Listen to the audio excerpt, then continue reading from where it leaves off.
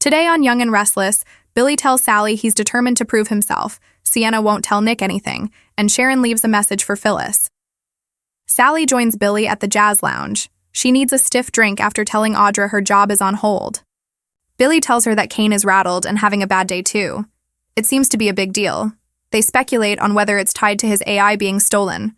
They wonder if they could be a target.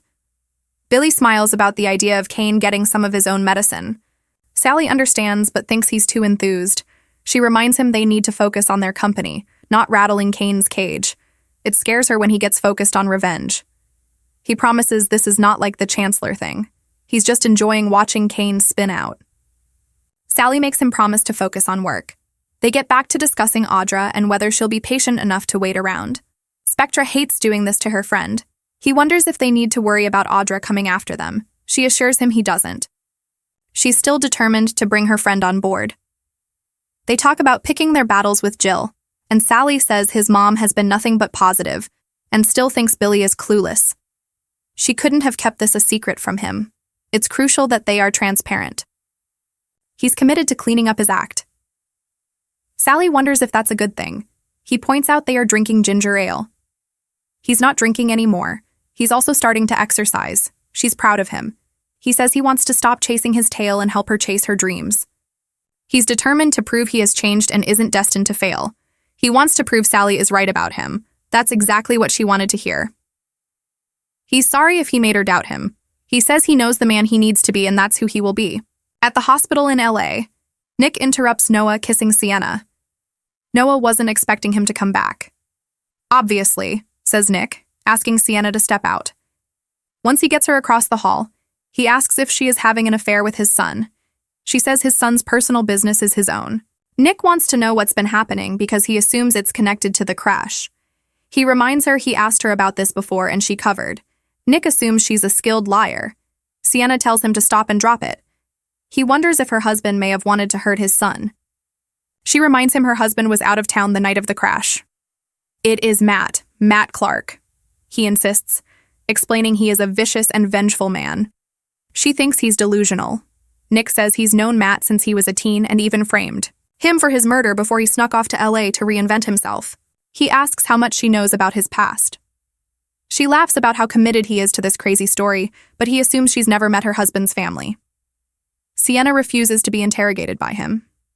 Nick insists he knows her husband is Matt. She can understand his concerns about his son, but he's looking for answers in the wrong place. Plus, Mitch doesn't know about her and Noah. At the shadow room, Sharon asks Mitch if he came back from the dead to target her son. Going after her children crossed a line and he should be afraid. He repeats that he has no idea who she thinks he is, but he can understand why she's confused and upset. Sharon accuses him of gaslighting her. She says she'll make him sorry that he ever underestimated her. The only thing keeping her from ripping his eyes out is that they are in a public space. She accuses him of being a sadist who revels in violence. He points out that Nick attacked him, and they keep throwing accusations at him. He's done talking to her since she won't listen to him. When he tries to walk, she grabs him. He threatens to ban her and get a restraining order. She swears that if he comes near her family, he challenges her to finish that. She warns him that he better hope Nick gets to him before her because she will make him suffer so much more. Once she's gone, Sienna storms in and demands that Mitch come clean. He's tired and says he's had an unpleasant evening. She won't wait and shows him a picture of him from 20 years ago. Why hasn't he told her who he really is? She asks if he has been scheming to get revenge on the Newmans and using Noah as a tool. He claims he has no idea what she's talking about and tells her to drop it. When she tells him he has to come clean or she will go to the police, he warns that would be a really big mistake. When Sharon gets back to her hotel room, she calls Phyllis and leaves a message thanking her for all her texts about Noah. She says he's doing better now, and they appreciate her support.